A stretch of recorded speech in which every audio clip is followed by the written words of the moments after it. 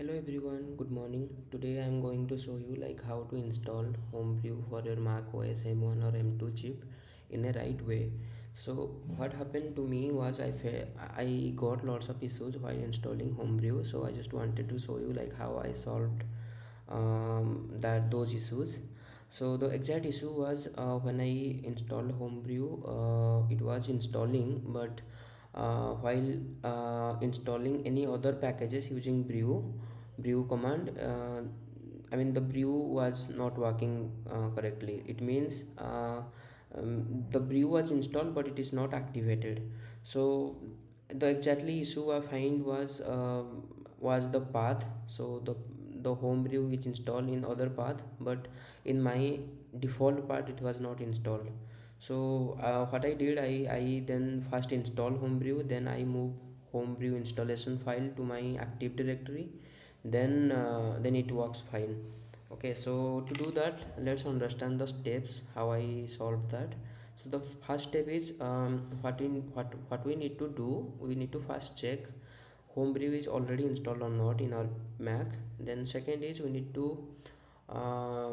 we need to install, if it is not installed, then we need to install Homebrew using the terminal command. Then third is we need to change the user path, because Homebrew is installed in the other path, and no, if it is not installed in the active path, it will when you use use Homebrew using brew command, it will not work exactly. So this the hard step is pretty trickiest part. And the fourth is then we will check Homebrew is perfectly working or not. So to do that, let's jump to Chrome. What we need to do, we need to open uh, Homebrew first, Homebrew site, and from there we will have the command line to install Homebrew. Okay. Okay, so I think I forgot one step. So first we need to check Homebrew is working or not. Okay, so let's do that first. Okay, so I'll just uh, type uh, brew slash home, sorry, dash dash version. So here you can find command not found brew. Okay, it means Homebrew is not installed on your PC or Mac. So what we need to do, we need to copy this command line, and then we have to go to this command prompt or terminal. Then we need to paste this and hit enter. So when you do that, it will ask you to enter the password. Let me just enter my password. So okay, then enter. So now it will start installing Homebrew. It takes 1-2 minutes depending on your internet speed. I think our installation has been completed. So once it is completed, you will have this kind of screen like next step, run brew help to get started, and you will have a documentation website of a brew. So yeah, once you have that, so it means it is successfully installed. But the next step is you need to check this installation is happen in the correct path or not. In my case, it is as I have already set my default path using a command. So this is not, this is already installed in my right path, so that's why there are no warning sign. But in such cases, you will have a warning sign here, somewhere in between this code while installing. Probably after this like after these lines, you will have a warning sign. I'll paste a snapshot about that warning sign in the video, so you can go through that.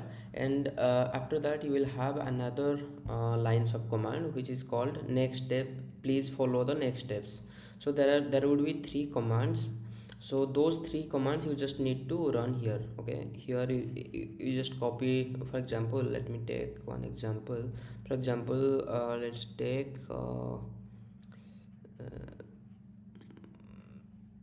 let's take For example, let's take this command. Okay, I know this is not the right command, but for example I'm taking that. Okay, and put it here and hit enter. Okay, like that you need to run all these three commands.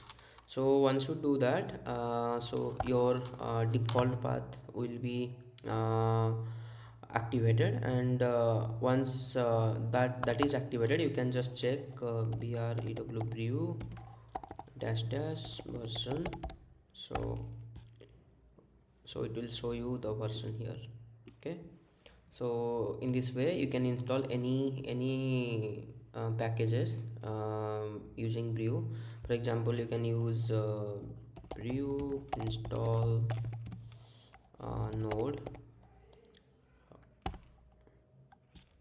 Okay, sorry, brew install node. There was a spelling mistake. Okay, so I think it is installing. So like that you can install n number of packages which is available in brew.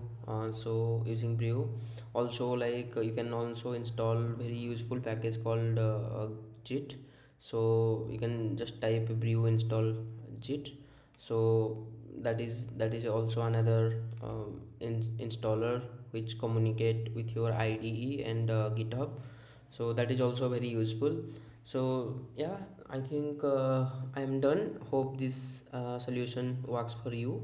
If you find this is helpful, please subscribe my channel and leave us a comment. It will motivate me to build next videos or other videos which could be helpful to you. Thank you. Bye.